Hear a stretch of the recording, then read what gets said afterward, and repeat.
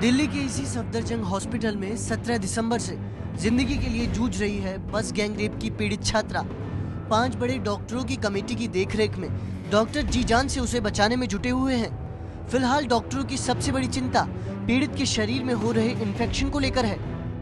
आने वाले 2-3 दिन काफी क्रूशियल रहेंगे। पॉजिटिव में है कि स्थिति उसकी बिल्कुल स्थिर है अभी, लेकिन जो सबसे हमें चिंताजनक नेगेटिव है वो उसका WBC काउंट, इन्फेक्शन से लड़ने की क्षमता है वो कम होती है WBC काउंट कम होने से। संक्रमण का एक जो खतरा हम लोग कह रहे हैं वो एक जरूर बना हुआ है और जो थोड़ा सा है भी।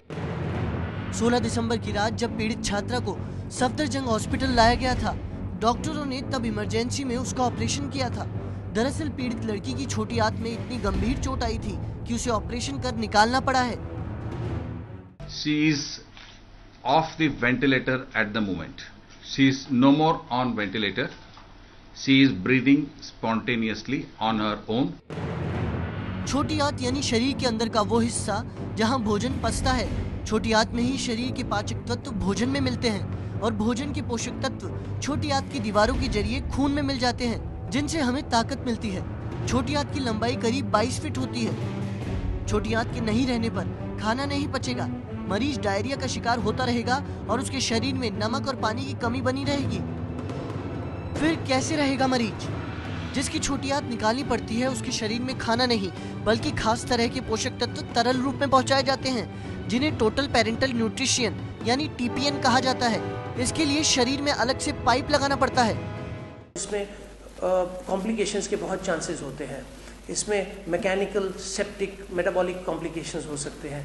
मैकेनिकल इन द सेंस जब हमारे पास इंट्रावेनस लाइन का एक्सेस रहता है उसमें हर दिन इन्फेक्शन होने का डर होता है।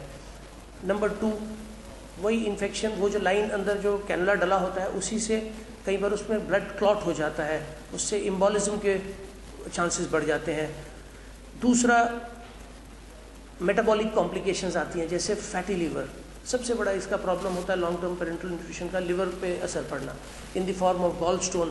Patient develops gall stone, cholelithiasis and steatohepatitis. तो ये सारे जो कॉम्प्लिकेशंस है ये लॉन्ग टर्म लिवर को काफ़ी चोट पहुंचाते हैं। ऐसा TPN का सबसे बड़ा इम्प्लीकेशन है cost.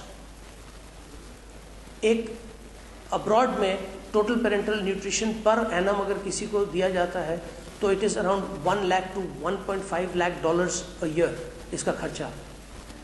I think that is quite a big barrier to life long total parental nutrition. इसके अलावा ऐसे मरीजों की छोटी आंत का ट्रांसप्लांटेशन भी किया जाता है, जिसमें किसी जीवित दानकर्ता या दिमागी तौर पर मृत शख्स की आंत का हिस्सा मरीज के पेट में जोड़ा जाता है। PTI के मुताबिक दिल्ली के सर गंगाराम अस्पताल की ओर से पीड़ित छात्रा की मदद के लिए पेशकश की गई है। सर गंगाराम अस्पताल ने सफदरजंग अस्पताल के डॉक्टर BD नथानी को पेशकश के बारे में बता दिया गया है कि पीड़ित की आंत का मुफ्त ट्रांसप्लांट और उसके उपचार के लिए सर गंगाराम अस्पताल तैयार है।